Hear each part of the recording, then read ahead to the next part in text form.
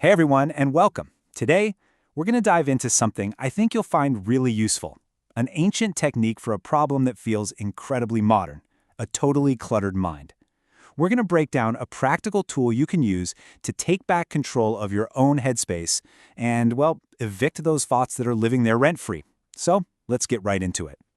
And let's be real for a second. Nothing tests our inner peace quite like those little modern frustrations, right? You're in the middle of something important, the connection is slow, and boom, there it is, the spinning wheel of doom. It's in these tiny moments of chaos that our real mental habits show up. So this isn't about some grand, abstract idea of peace. It's about changing your relationship with your own mind, right here, right now.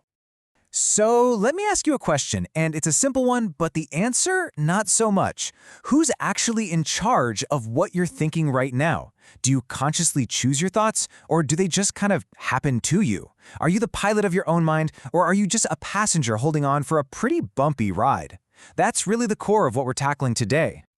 To even begin to answer that, you've got to understand the two key players inside your head. On one side, you've got what we'll call the default mind. You notice one. It's automatic, it's reactive, it's basically running on autopilot from old habits and conditioning. But then on the other side, you have the discerning intellect. This is your superpower. It's your ability to consciously choose, to reason, to be self-aware. The thing is, most of us spend our days living in that default mode, and that's usually where the trouble starts. A good way to think about it is this. Your mind is like a house. Now, ideally, you get to decide who comes in the front door. But so often, we have these uninvited guests, these unauthorized occupants who just barge right in, track mud on the carpet, and refuse to leave. These are those reactive thoughts that completely hijack our mental space. So who exactly are these intruders? Well, they're the flash of anger that flares up when someone cuts you off in traffic. They're the wave of anxiety that spirals out of control before a big presentation. They're those old stories and resentments that just play on a loop. Basically, they're any thoughts or emotional habits that take up residence in your mind without your conscious permission, and man, do they drain your energy. Okay, so we've got a handle on the problem. What about the solution? Well, there's an ancient security system for the mind, and it's called the Mangalatron mantra. Now, I want you to think of this less like a prayer and more like a powerful, practical tool for mental hygiene. It's a way to spot those unwanted guests and politely, but firmly, show them the door. So here it is in its original Sanskrit. And you can just see the script itself is beautiful. It represents a tradition of wisdom that's been passed down for thousands of years. And it was specifically designed to help bring the mind to a state of peace and clarity. Now, let's see how we can actually say it. And to make it totally accessible for all of us, here it is written out phonetically. It goes like this. Om Sarve Sham Swastir Bhavatu, Sarve Sham Shantir Bhavatu, Sarve Sham Prunam Bhavatu, Sarve Sham Mangalam Bhavatu, Om Shanti, Shanti, Shanti. And you know, the actual vibration of the sound is part of the tool itself. But the real power isn't just in how it sounds, it's in what it means. The mantra is really a series of profound wishes for everyone. May there be auspiciousness for all. May there be peace for all. May there be fulfillment for all. And may there be blessings for all. You see what's happening? By focusing on universal well-being, you're literally shifting your brain out of its narrow, self-centered loops and into a much bigger, more compassionate state. So how does just chanting a few lines actually have the power to evict a strong emotion like anger or anxiety? Well, it works by interrupting the pattern. It's like a circuit breaker. It forces you to bring mindful awareness right to the front, and it replaces that reactive negative loop with a conscious positive intention. This is exactly how you begin to retrain your mind. I love this quote because it just hits the nail on the head. Our default mind really is like an untrained parrot. It just squawks back whatever negativity it picks up from the world around it. Complaints, worries, you name it. This mantra, it's the training. It gives the parrot something new, something powerful and positive to say, until that becomes its new default song.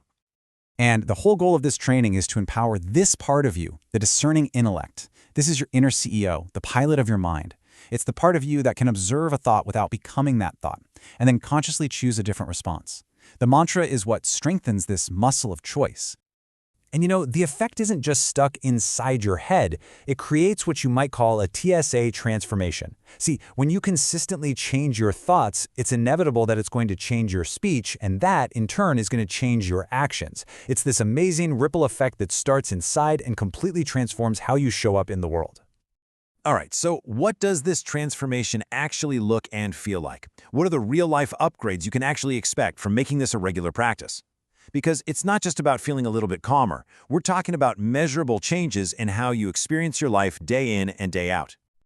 This says it all, really. With consistent practice, you start to notice that those moments of mental agitation, stress, frustration, they don't just happen less often. That's the frequency going down. They also don't last as long when they do pop up. That's the duration. And maybe most importantly, they just aren't as powerful. That's the intensity.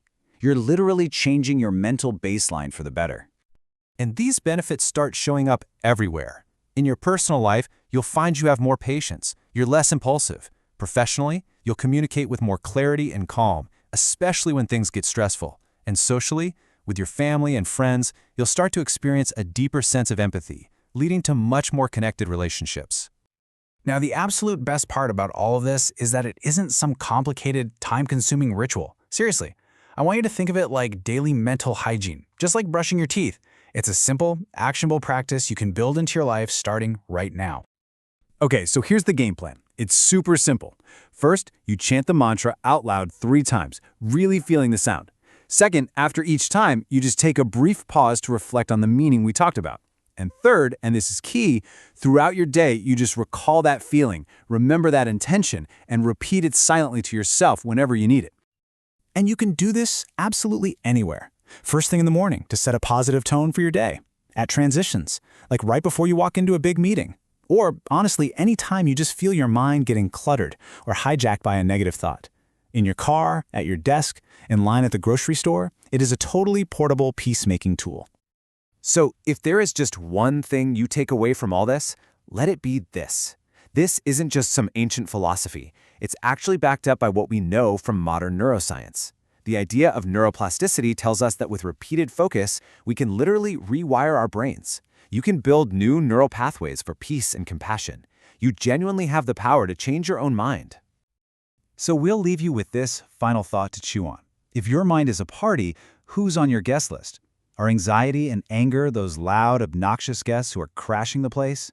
Or are you consciously curating the guest list, only letting in peace, clarity, and purpose? The choice, as always, is yours.